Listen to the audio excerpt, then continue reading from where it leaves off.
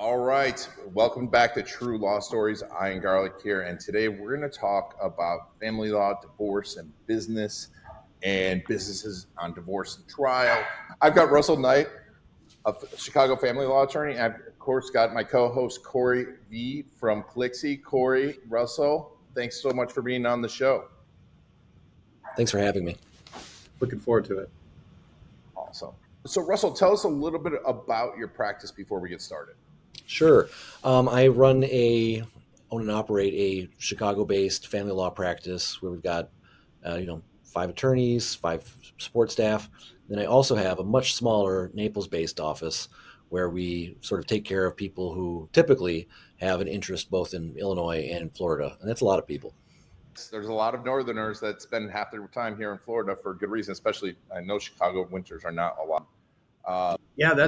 I never knew that dynamic existed. And just like 2 weeks ago, one of my clients said, "Hey, I'm moving from we're opening up an Illinois branch of our Florida practice." So that's interesting to hear that there's a lot of those down there. The west coast of Florida is all people from the Midwest. Interesting. And then the East Coast is all people from New York. That's right. Yeah. Awesome. So, Russell, tell us a little about your background. Why did you get into divorce and family law? I went to law school, and you kind of don't pick the field you go into. The field kind of picks you. Then I graduated in 2006, and the law is the canary in the coal mine of the economy, and there was no jobs. I worked for a gentleman on the west side of Chicago. It's a rough area, and this old wood paneled office with bars on the windows. And we did a lot of criminal work, and then sometimes a divorce work would come in, and he's like, "Russell, do all the divorce work." So then I would do all the divorce work, and I just kind of got good at it, or at least I had a knack for it, and I liked doing it. And then when I went and started my own firm, it's sort of what kept walking in the door until a couple of years after I started my own firm. I'm like, I'm not doing anything else. I'm just leaning into this, and then I just kept leaning into having a singular focus, because that's the number one way to reduce the anxiety of law is just to know everything about your one focus. And I think I'm at that point now. So that's been my journey in this professionally. And we were talking a little bit before the show. You have a few technical capabilities, a little more interesting stuff. But you had one case that was it a custody case? Yeah, it was a custody case, and what happened is, so most of family law is they treat the trials, the evidentiary procedure, very loosely, because it's not were you speeding, was there an accident, whose fault, or who shot who. It's like a real textured thing, like who's the better parent or what's going on. There's so much to do. It's sort of like drinking from a fire hose, but we're still held to the same standards of that everybody else is, the rules of evidence, rules code of civil procedure.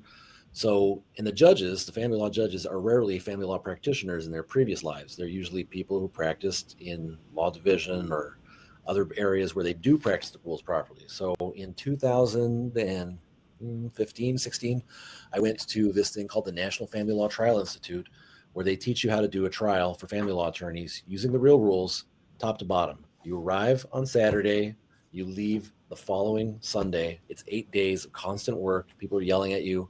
They hire actors to pretend to be mom and dad. And you do a real trial at the end. So after doing that fake trial, I get back to Chicago and I do the real trial.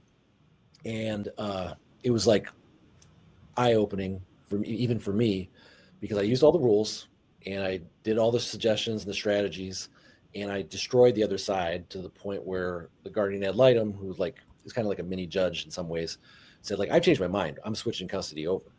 And so for me, that made me realize, was my case any stronger after I came back? No, it was the exact same facts. It was the only X factor was that I had learned how to do this properly and presented it properly, to the point where a judge was like, well, even though it was a 50-50 shot before, after Russell's presentation of the facts using the rules of evidence, that I have to rule in favor of Russell's client. And so for me, that was the beginning of the beginning. It changed everything about the way I practice. Can you give me an example of, you mentioned that that experience of going to the school and learning the mock trial version, and then you have this dramatic difference coming back and in your first case using this methodology or this approach. Can you cite just one or two specific examples of what you learned that you feel led to that dramatic Sure. difference? Yeah, for the most part, it's just self-confidence because you don't have a nagging doubt about how to do something because you did it multiple times in front of some of the best, not some of the best family law attorneys in the nation who are your teachers and your judges.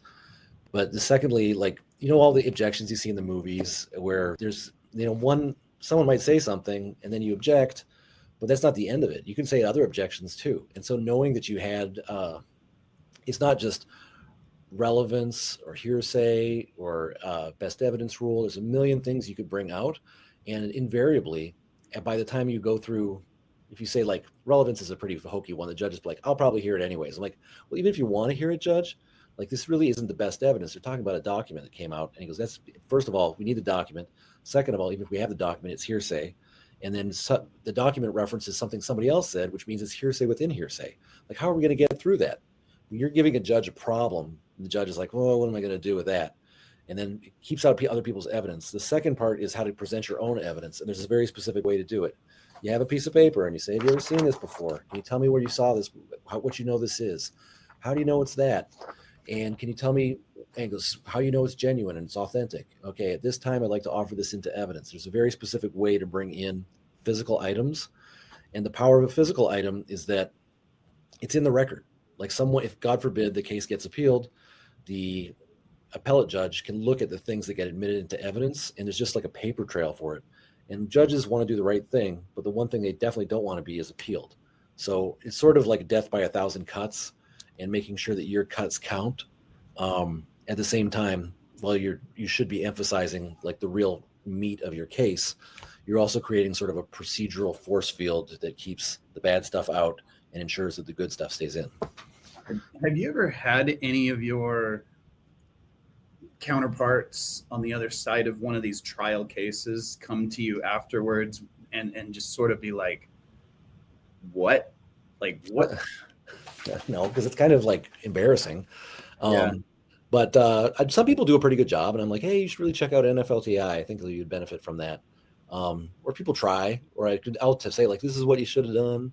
But it's usually not that crazy. It's really fun when you have a guy who knows how to do it, or a gal on the other side, because it's really like a mental jousting. Yeah. And then judges like it too, because they slog through all this garbage of, he said, she said, and like, but probably both parties aren't very good parents, or their finances are a mess. And then they're like, oh, okay, well, this is different. At least I'm deciding on, evidentiary rules, or we're bringing up, fundamental procedural issues, which almost never happen in family law, but should. So that's been my experience. And it seems like this stuff should be taught in law school, doesn't it? Yeah, they should be. It's called trial advocacy class, but like, you're such a baby lawyer, you're sort of like, how does this work? So normally when you want to be a trial attorney, you work for either like the state's attorney's office or a public defender, and then they give you the education. Kind of like if you want to be a pilot, you got to join the military. Like, what are you going to do? Spend $200,000 in flight training? So it should be taught in law school, but you just don't know enough about the practicality of it. I don't know how to change that, but it's just the way it is. Interesting. And when you talk about that case, what was the moment that you're like, I know that, like, it just all clicked, and you're like, this has changed everything? Was there a moment during that trial? I don't know, because like, you're so this the fun part about trial is it's sort of a flow experience, because you're exclusively, you can't see yourself from outside yourself, so your anxiety kind of goes away and you're just focused on what you're trying to do. So I guess you're right. Actually, when you bring it up, the fact that I had a flow experience at trial, where normally like your nerves are totally shot because you're like, oh, did I forget something? Did I miss something? But instead, if you're in the flow experience, you're like, I'm doing exactly what I'm supposed to do, and you know it shows. So that's sort of what I think answers your question. And That's so great. what was your client's response to this? Well, that's a good one. Of course, clients think their own position is so obvious that they're like, "Oh, of course I won. Like I'm the good guy, right?" So that's sort of that. I remember that being their reaction. Yeah, no man's awesome. prophet in his own land. So let's move on. So you also work with a lot of business owners, and I think because we were talking about it once again before the show about how different it is because of business valuations, how different it is because of the concept of owning the business, and especially if God forbid something happened. My wife is involved in my business, and it's like it's kind of a gray area. Tell me about like you had a specific case where like just the valuation was all over the place, right? Yeah, well, and every business valuation is totally all over the place because a business is not like a car where there's a Kelly Blue Book because there's millions of Toyota Camrys and there's millions of people who would want to buy a Toyota Camry. So instead of business, like if you have a small time business, like there's only a certain number of buyers and a certain number of sellers. And usually if you don't want to sell the business because you're the one that operates it, you have to get an estimate of what the business is worth. And that means you hire a business appraiser. And the business appraiser ends up using, I don't know, like there's 3 different methods. And then they say, well, I use 40% of method A and 20% of method B. And then the remaining 40% I use for method C. And that's how I came to the average. Like it's pretty much mumbo jumbo, to be honest. So the better thing to do, and then judges are the ones who are supposed to interpret that and decide what the business is worth. Well, judges are not people who want to be in business. That's why they're judges. So I found that if you're representing the business owner, you want to say the business is worth nothing. And if you represent the non-business owner, you're trying to say the business, of course, is worth tons of money and it should be worth a lot. And then you have to find an expert who's going to say what the business is worth. So for one example, I represented an insurance broker, and the opposing side used a gentleman who buys and sells insurance brokerages. This is a great background for a witness. But instead of saying, if I was the other side's lawyer, I would have said, he goes, do you know how many insurance brokerages have you bought or sold in the last 10 years? And he would have said like hundreds. And how many businesses have you sold this past year? Oh, dozens. Would you personally buy and sell this exact type of business, correct? Okay, what would you pay for it today? I would pay X number of dollars. Why would you do that? Because I've been doing this for 20 years. This is what it's worth. I know I make the money back. It's easy. So you're telling me you'd write a check today for that amount of money? Yes, I would. And he goes, in fact, do you have an open offer to the other side to buy the business for that amount? Yes, I do. Like that's a perfect way to establish that, yes, that's the real value. Instead, the guy did the same thing. Oh, I used 3 different categories to figure out what it's worth. I went through his income. I've calculated the assets, et cetera. The judge's eyes glazed over and said, I don't think this business is worth anything because like there's the goodwill factor of how much the actual business owner, because you can't take the business owner out of the business, is worth. The judge was like, I don't think it's worth anything. And my guy got away with basically a brokerage for free. So that's I business owners though are like the best clients because they know that everything can get resolved with the deal. And so they will keep approaching the other side with the deal. And the other side usually doesn't understand the business that well, which either means they're like, fine, who cares? Or they're like, they are so out of their mind about what it's worth or not worth that they insist on taking things to trial. But if they're so out of their mind, usually their expert is garbage because the expert has a inflated or deflated version of what the business should be worth. Yeah, I'm actually going through this right now. Not in a divorce proceeding, but in a partnership. Yeah. Dissolution, and and that's exactly what we got was those 3 methodologies for evaluating the value. And what I found interesting about it is, obviously I'm approaching it from a different perspective than maybe a judge would in a divorce, but it's also subjective. Yeah. And you can't there's so many hypotheticals, such as like what to what extent does the other party, if you ended up with the business, its value is based on who the operator is. So like if you're the one running it, it might become zero, Yeah. right? You're supposed to do a carve out for the goodwill of that person that's operating it. And then how do you calculate that too? Like, Yeah, there's just too many subjective criteria for it. So what are some examples of, do you have maybe one or two examples of like a great resolution and one that went horrifically wrong? well, I think the insurance one that I just talked about went horrifically wrong for the other side, because I think the business absolutely had value. And then there wasn't, I don't think there was a ton of goodwill. I don't think anyone's really like, oh, I love my insurance broker. Like that's like, I think that you could sub in and sub out the person. It's he had systems that got him clients. He's a nice guy, but I don't think that there was a lot of extra oomph from him. But for things that go really well, like you want to have a fair price for what a business is really worth. And like businesses just aren't worth that much. But people think of business and they think like, oh, Microsoft or whatever. Like we're not operating Microsoft out of the backyard. Like this, businesses are worth. The best example I like to give is a liquor store. Liquor stores, they can't lose money, right? You buy something for 25 cents, you sell it for $1, but liquor stores are worth hardly anything. They're worth exactly 1 year of revenue, net revenue. And here's why. There's so much, the liquor stores get held up. The liquor stores are dirty. They have to be cleaned constantly, even though it's a very simple process. There has to be somebody at the register almost 24/7 because people are buying booze at all sorts of hours. There has to be insurance on the building. There has to be all these little things. There are people steal from them. Everything. At the end of the day, is not a vending machine. It is an operation with a series of expenses where it's simply not worth it to get more to buy a liquor store for more than 1 year's worth of revenue. You just wouldn't do it.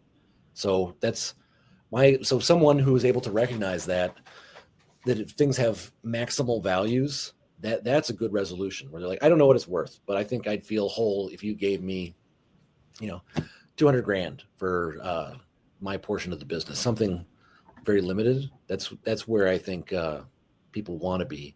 It doesn't really happen that often. Business owners, the business is their baby, and they know that they want to see what someone else has to say of what it's worth, usually before they make an overt offer to get rid of it. So a lot of what you're describing seems like, well, maybe a better way to ask the question I'm trying to ask is, what could people do ahead of time or preemptively to avoid getting into that circumstance? That's a great question. And I think the answer is postnups. A lot of times people will be on the rocks in a relationship, but they're not ready to say it's over. I think it's almost always an affair, but nobody really tells me that. And then they'll come to me and say, like, we're looking to do a postnup. And I'm like, okay, well, that's fine. The temperature in a postnup is so much lower than in a divorce because you're just talking about finances. And usually the person who's the bad actor is throwing the other side a bone. And so let's say the person who's a bad actor also owns a business and they still want to stay married. They could say like, all right, I'm willing to say that my business is worth, 3 years revenue or EBITDA or something to that effect. And I'll just stick with that. And then I know what I'm getting into. Like that way we don't have to go back and forth, because then you'll know exactly how we're going to calculate the business instead of those 3 categories. Or you could pick the 3 categories. You could say we're going to do 40% of this, 40% of that, 20% of this, and then you know what you're getting into. Then it's just an equation. It's not a question of how you're going to calculate it. It's just a question of calculating it.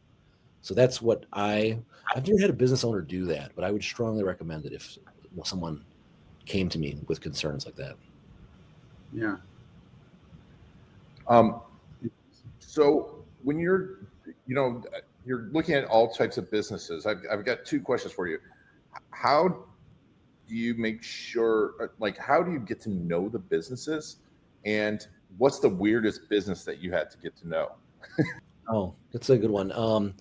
Well, we, as a lawyer, we try not to presume that you're going to get to know the business is very presumptive. You always hire an expert who then like gets into the weeds of it. And I will tell you that I love that as far as weird businesses go, on paper, I don't think there's a profitable restaurant in this entire country from what I've seen. But these restaurateurs are like, no, I got to keep this business. And I mean, I guess maybe they like waitresses a lot, but I've found that a lot of small businesses that are not that have a cash element to them and that seem to have alcohol related to them, they like nothing's real. Nothing's real. And the truth is too, I don't think they're very profitable. There's something else going on that makes these people want to be in that particular business. Interesting. So Interesting. you see a personality type, or there's a common thread between these owners. Yeah, kind of. I mean, they work real hard, and then so my question is always like, why are you working so hard for a business that hardly makes any money?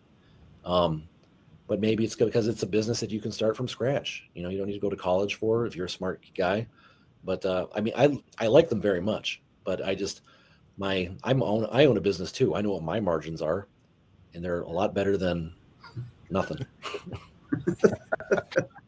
Yeah, it probably has a lot to do with the dream, the entrepreneurial dream. This is my thing. I started it. I bootstrapped it. Yeah, I get it. No, that's great.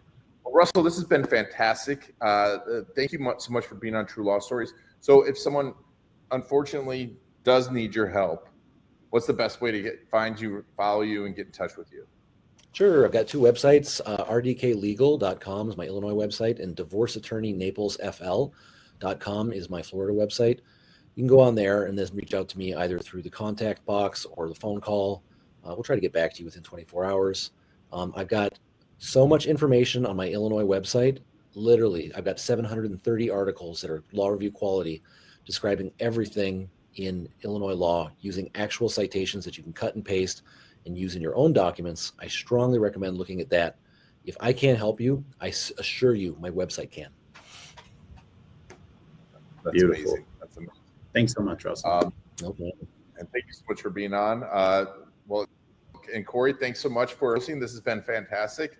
And thank you all for taking us on your journey and enjoying this. Be sure to follow Russell, comment on this, tell him what you thought, and much for subscribing to True Law Stories. This has been Corey Vandenberg from Clixie and Iron Garlic, and this has been True Law Stories.